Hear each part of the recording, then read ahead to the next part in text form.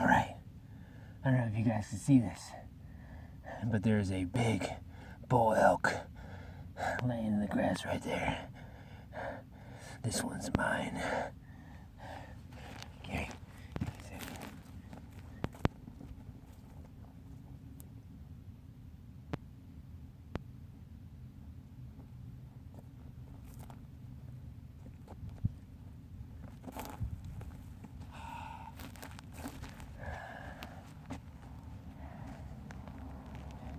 He hasn't seen me yet. I've been tracking him for 3 days.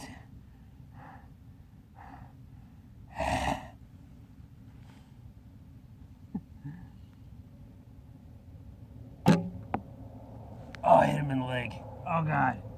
Oh, he's trampled. Oh God, he's down. He's finally down. Oh man, I gotta go take him out. I gotta go take him out. Oh God. Ah.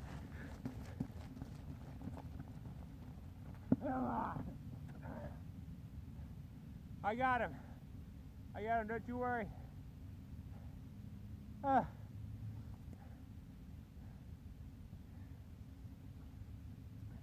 This rogue bull elk has been terrorizing the county. I got him. Don't need to thank me. I do it for the pleasure.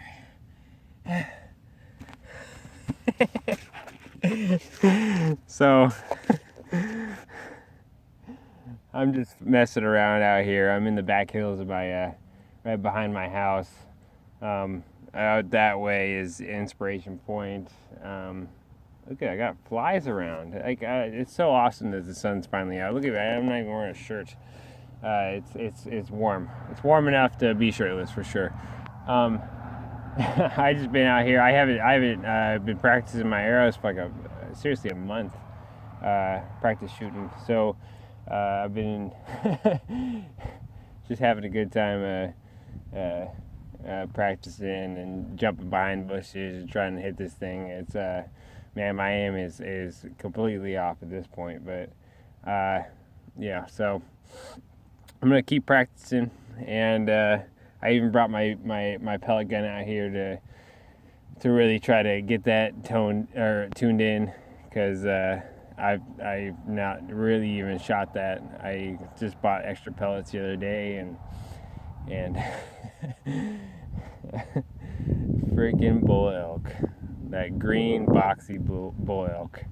So yeah, I'm just practicing because it won't be long. I think this around April, like April 13th, I'm going to go finish my hunter safety course and be able to get hunting tags and stuff like that. I think the first animals I'm going to really try to go after are coyotes, because coyote season's all year. So I've never eaten a coyote.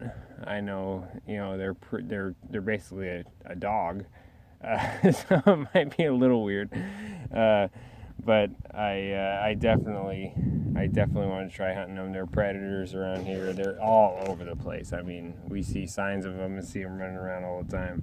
But yeah, I'm enjoying running around this partially snow-capped desert area, and yeah, I'm really not too far away from the highway. The highway is, maybe 250 yards, 300 yards maybe out that way. And but looking this way, you can see these truck tire tracks going all the way up into the hills. So I'm probably gonna hike up to the top just to get a little bit of exercise and see what's going on up there and see what kind of view I got. I've been shooting out here, practicing my arrows quite a bit. When I first started really practicing, finding places where I can go where it's off the beaten path, without having to go, an hour and a half out.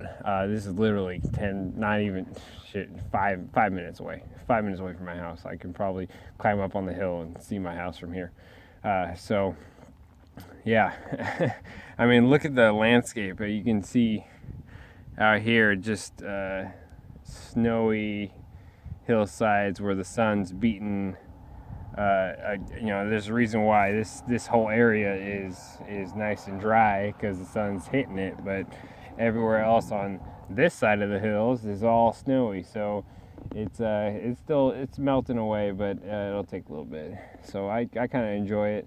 I enjoy the scenery. You can see there's a house out there. There's a bunch of windmills all the way across. I don't know what you can see because the sun's probably right in your camera eyes, but yeah. So I'm having fun just practicing. Of course I got my shooting glove. See what you can see. And nice little arm guard. And the bow that I have is actually, weird enough, is a Walmart special. I got it on Walmart.com, and it was a completely black bow. But the reason why I bought it is it came with all the fixings of a shooting tab and a bunch of arrows and all kinds of stuff like that. But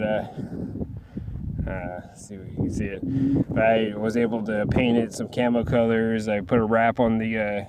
You see the wrap's almost starting to come off, but I put a wrap on the limbs, and I got a Three Rivers Archery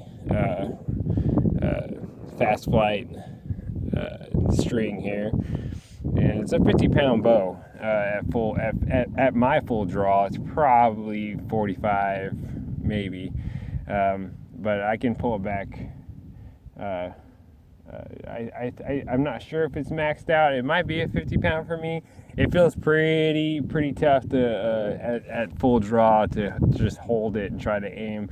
So I've been doing a lot of instinctive shooting, and it comes with a little an arrow rest, and I know that's not extremely traditional, an arrow rest like that, but it's kind of nice to know that the most of the most friction that I'm getting is on these little bristles here. So I bought all kinds of arrows, really inexpensive arrows from Wish.com, and like $15 for a pack of 12 or a pack of 30. Just a whole bunch of garbage arrows, and I made sure to get the